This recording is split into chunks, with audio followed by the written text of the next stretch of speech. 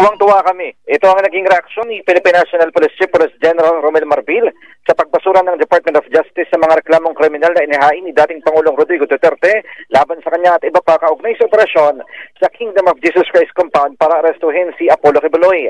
Sa ambush interview dito sa Camp Crame, sinabi ni Marbil na pinagpapasalamat niya ang desisyon ng DOJ. Parte lang kasi ng trabaho nila ang kanilang ginawa at naniniwala siyang lehitimo naman ang kanilang operasyon.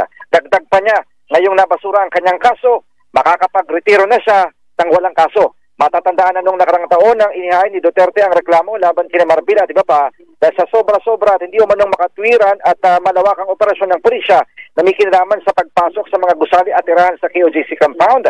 At sa isinagawa nilang search warrant, bukod pa sa pagkasira ng mga struktura.